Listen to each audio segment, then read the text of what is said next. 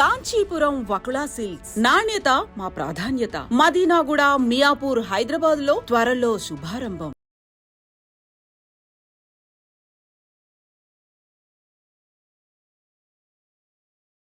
రియల్గా బుద్ధుడి తత్వం మనం కాన్సెప్చువల్గా కాకుండా మనం ప్రాక్టికల్గా కనెక్ట్ అవుతూ మనం ఒక 20 సెకండ్స్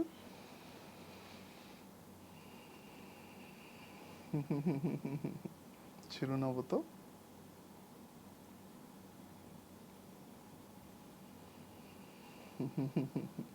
ఆనందంగా 3 2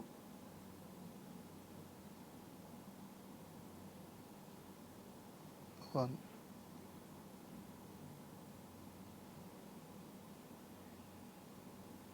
0. Thank you. సో మరి ఆ రాజ్యంలో ఒక చక్కటి ఇంటెలిజెంట్ పర్సన్ అన్నమాట. అతను ఒక మరి నలంద, తక్షశిల అనే మంచి కాలేజెస్ ఉన్నాయి అప్పుడు బుద్ధుడు ఉన్న టైంలో. అక్కడ కాలేజెస్కి వెళ్ళి నేర్చుకునేవాడు. నేర్చుకునే టైంలో ఏంటంటే తను చాలా ఇంటెలిజెంట్ కదా. ఒక గురువు గారికి ఈయన ప్రియ శిష్యుడిగా ఉన్నాడు. ప్రియ శిష్యుడిగా ఉన్నప్పుడు మిగతా శిష్యులు కొంచెం కోపం ఉంటాయి కదా, జలసీలు అలాంటివి ఉంటాయి కదా. దానివల్ల ఏంటంటే మిగతా శిష్యులు అంటే కొంచెం అబ్జర్వ్ చేసి తర్వాత ఒక గురువు గారికి అనుమానం తెప్పించేలాగా గురువు గారు మీ ఆవిడ తోటి ఈయనకి ఒక అక్రమ సంబంధం ఉందన్నట్టుగా అలా సిచ్యువేషన్ క్రియేట్ చేస్తారు అనమాట. ఓకే. క్రియేట్ చేసేసరికి ఆయన కూడా చాలా అంటే అతను గురుస్థితిలో ఉన్నా కానీ కొంచెం అతను విచక్షణ కోల్పోయి తను తినకి ఎలాగైనా అపకారం తలపెట్టాలని చెప్పేసి తను ఒక చూసేసి ఒక నెగిటివ్ సైడ్ లోపల వెళ్తూ ఒక చెప్తానమాట. ఏంటంటే ఒక 1000 మందిని చంపి చంపి నా దగ్గరికి రా, అప్పుడు నేను ఒక విద్య నేర్పిస్తే ఏదో చెప్తాను అనమాట. చెప్తే అతను సరే గురుగారు, మరి అంటే గురువుగారు ఏంటంటే మరి ఏమడుగుతారంటే, గురువుగా నాకు నేను ఇంత రోజులు చెప్పాను కదా, నాకు ఏదన్నా ఒకటి ఇవ్వాలి కదా, నువ్వు కూడా ఇవ్వాలి కదా అని చెప్పి ఈ 1000 మంది గురుదక్షిణ లాగా 1000 మందిని చంపి వాళ్ళందరూ బొట్టం వేలు తీసుకురా అని చెప్తాను అన్నమాట. చెప్పేసరికి సరే అని తను మరి గురువు పట్ల భక్తి ఉన్న వ్యక్తిగా అతను వచ్చేసి ఒక అడవి లోపల ఉంటూ, ఆ రాజ్యం లోపల అడవి లోపల ఒక గజ దొంగగా ఉంటూ వచ్చిన వాళ్ళందరినీ చంపేస్తూ ఉంటాడు. చంపేస్తూ చంపేసి మరి కౌంట్ కావాలి కదా, అందుకంటే ఈ బొట్టం వేలు కట్ చేసేసి ఒక మాలగా పెట్టుకుంటాం అన్నమాట. అప్పటికి 999 బొట్టం వేలు సరిపోయాయి. అప్పటికి ఇదంతా మరి జరుగుతున్న సమయం లోపల రాజ్యం లోపల రాజు కూడా తను ఎట్లయినా మరి రాజు కూడా చాలా కంప్లైంట్స్ వస్తున్నాయి, వెల్పుతో చనిపోతున్నా అనేసి రాజు కూడా తను ఇవాళ నేను వెళ్ళి వాళ్ళని అందరినీ కూడా నేను ఆ అబ్బాయిని అంగుళీ మాలికుడు అనే అతను చంపేస్తాను అనేసి ఆ రాజు కూడా అనేసి ఇవాళ ప్లాన్ చేద్దాం అనుకుంటాము. అంటే అంగుళీ మాలికుడు మరి వాళ్ళ అమ్మకు తెలుస్తుంది అనమాట.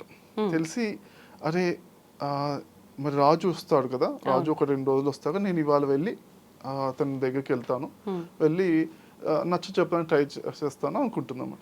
అనుకున్నప్పుడు బుద్ధుడు ఏంటంటే గౌతమ బుద్ధుడు రోజు పొద్దున లేవగానే తను కొంతసేపు మెడిటేషన్ చేస్తున్న క్షణంలో తనకి ఈ రోజు మనకి ఏది చేయాలి అనేది ఒక థాట్ వస్తుంది, ఒక ఐడియా వస్తుంది.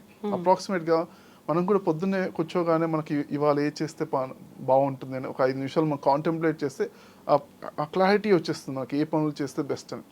అలానే బుద్ధుడు పొద్దున మరి ధ్యానం చేస్తున్న సమయంలో తనకి వెంటనే ఇవన్నీ కనిపించేస్తాయి అనమాట. తనకి మరి దివ్య చక్షు అంటే చక్కగా అన్ని క్లారిటీగా కనిపిస్తుంటాయి. తనకు బుద్ధుడి యొక్క గొప్పతనమే అదనమాట. అంటే జ్ఞాన నేత్రం అనుకోవచ్చా? అవునండి, దివ్య నేత్రము, జ్ఞాన నేత్రము. దివ్య నేత్రం కానీ ఇంకొంచెం పవర్ఫుల్ జ్ఞాన నేత్రం అనమాట. దివ్య నేత్రం ఒకటే సైడ్ చూస్తుంది, జ్ఞాన నేత్రం ఎన్నో వైపుల నుంచి ఆయన చూడగలుగుతారు అనమాట. ఆయన పర్ఫెక్ట్గా అంటే కరెక్ట్గా అక్యురసీగా చూడగలుగుతారు, కరెక్ట్ ఉన్నది ఉన్నట్టుగా చూడగలుగుతారు అనమాట. ఆయన అంటే ఆ జన్మ లోపల బుద్ధుడు మరి ఎటువంటి మిరాకిల్స్ చేయలేదు అని మనం విన్నాం. ఇప్పుడు ఈ మధ్యలో బుద్ధ సృష్టించడము ఎన్నెన్నో చేస్తున్నారు, మ్యాజిక్స్ ఎన్నో ఉన్నాయి. ఓకే, ఒక గురువు గారేమో ఒక రింగ్ సృష్టించి ఇచ్చేవాళ్ళు అనమాట. అలా ఎన్నో 1-2 కాదు ఎంతో సృష్టిస్తారు. కానీ మరి బుద్ధుడు మాత్రం ఎటువంటి మ్యాజిక్స్ నేను ఆ జన్మలో నేను సృష్టించను, చూపించను, అవన్నీ చిన్న విషయాలే.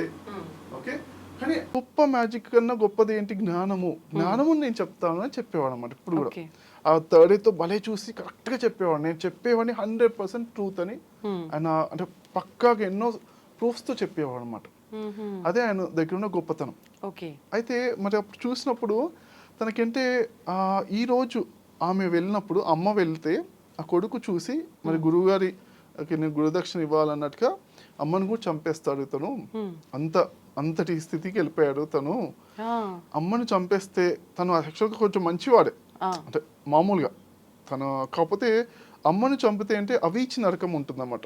కొన్ని అస్సలు చేయని పనుల లోపల అమ్మను, నాన్నను, గురువులను ఏమన్నా తిట్టిన అనవసరమైన మనం కమెంట్స్ చేస్తుంటాం. మన శాస్త్రాల లోపల క్లియర్గా చెప్పారన్నమాట. అసలు ఆధ్యాత్మికత, హిందూయిజం అసలు మన లోపల మనం ఒకటి అసలు మాత్రం చేయకూడదు. అంటే ఏ పుట్టలో ఏ పాము ఉందో అన్నట్టుగా ఎవరిని కూడా, స్పిరిచువాలిటీ ఉన్న వాడిని ఎవరిని కూడా మనం మాట్లాడొద్దు, అంటే నెగిటివ్ కమెంట్స్ చేయకూడదు అన్నమాట. ఎందుకంటే అది కూడా పెద్ద ద్రోహంగా ఉంటుంది అన్నమాట. అవీచి నరకం అంటే ఎన్నో లక్షల సంవత్సరాలు ఆ నరకంలో ఉండాల్సి వస్తుంది అన్నమాట. అయితే అలాంటి గొప్ప నరకానికి వెళ్ళిపోయే అవకాశం ఉంది. అతన్ని కాపాడాలి అని బుద్ధుడికి అనిపిస్తుంది అన్నమాట. ఆ రోజు పొద్దున్న అనిపించగానే బుద్ధుడు వెళ్తాడు. ఇంకా వెళ్ళి అతను కనిపిస్తాడు అన్నమాట. కనిపించగానే అతను ఫస్ట్ ఇక కనిపిస్తే అంటే ఇక 999 అయిపోయాయి కదా, ఇంకొకటి కంప్లీట్ చేసుకోవాలి అని తనకు చాలా ఆరాటం ఉంటుంది అనమాట. ఇంకా కనిపించగానే బుద్ధుడు వెనకాల పరిగెత్తుకుంటూ వస్తాడు అనమాట. పరిగెత్తుకుంటూ వస్తే బుద్ధుడు ఒక రాజకుమారుడు, చాలా స్ట్రాంగ్ బాడీ కదా, ఇంకా చాలా టాలెంటెడ్ పర్సన్. బుద్ధుడు వెంటనే బాగా పరిగెడతాడు అనమాట. ఇంకా పరిగెడితే ఇతను అదేంటబ్బా, నేను అసలు యూత్ఫుల్గా ఉన్నాను అయినా కానీ అసలు నాకన్నా బాగా పరిగెడుతున్నాను అనుకుని మళ్ళీ పరిగెడుతుంటా. అదే బుద్ధుడు కూడా అంటే కొంచెం దూరం పరిగెత్తి మళ్ళీ ఆయాసం వస్తున్నట్టు కొంచెం నా చేతిలో లేదు ఇతను వెళ్ళిపోయాడు అనుకునే టైంలో ఆగిపోయాడు అనమాట. ఆగిపోతే అరే ఇదేంటి మళ్ళీ దొరికేట్టున్నాడుగా మళ్ళీ పరిగెడుతుంటా. అలా ఒక 10-15 సార్లు రౌండ్స్ అయిపోయిన తర్వాత ఇక తనకి చాలా ఆయాసం వచ్చేస్తుంటే ఇంకా ఆ టైం లోపల ఇంకా బుద్ధుడు అక్కడే నుంచుంటాడు. ఇక నుంచున్న తర్వాత ఇతను నడుచుకుంటూ ఇంకా 10 ఫీట్ల దూరంలో ఉన్నాడు ఇతను. ఇతను వచ్చేస్తుంటాడు. బుద్ధుడు చాలా కామ్గా చూస్తూ, చాలా కరుణతో చూస్తుంటాడు అనమాట. చూస్తుంటే ఇతను దగ్గరకు వస్తూ కూడా అంటే ఫస్ట్ ముందే చాలా హ్యాపీనెస్ కూడా ఉంటుంది. బట్ నాకన్నా గొప్పగా పరిగెడుతున్నాడు ఇతను, చాలా గొప్పవాడు అయి ఉంటాడు అని చాలా లోపల మంచి భావం ఉన్నా కానీ తను వెయ్యో అని చంపేయాలి కదా అనేసి ఉంది కదా అనేసి ఇంకా ఎప్పుడైతే 10 ఫీట్ల దగ్గరికి వస్తాడో అతనే అంటాడనమాట, నువ్వు పారిపో అంటే పారిపో, ఇమీడియట్గా పారిపో, లేకపోతే వచ్చి నేను చంపేస్తాను. ఎందుకంటే నాకు ఖచ్చితంగా వెయ్యో కావాలి, 1000 బొట్టం వేలు కావాలి, నేను చంపకుండా వదలను, పారిపో అంటే ఇప్పుడే పారిపో అని కూడా అంటాడనమాట. నువ్వు కూడా ఇస్తాడు. నువ్వు కూడా ఇచ్చినా కానీ బుద్ధుడు కామ్గా అప్పుడు బుద్ధుడికి అర్థమైపోతాడు, ఇతను నాకే క్లూ ఇస్తున్నాడు అంటే ఇతను నాకు చంపడు అని క్లియర్గా అర్థమైపోయి అప్పుడు అలానే ఉండిపోతాడు అనమాట. చాలా ప్రశాంతంగా అలానే ఉండిపోతాడు. ఆ ప్రశాంతత యొక్క వైబ్రేషన్స్ ఎలా అయితే ఉన్నాయో తన దగ్గరికి వస్తూ వెంటనే ఇంకా నేను మిమ్మల్ని చంపలేనండి అని ఇంకా అర్థమైపోద్ది అనమాట.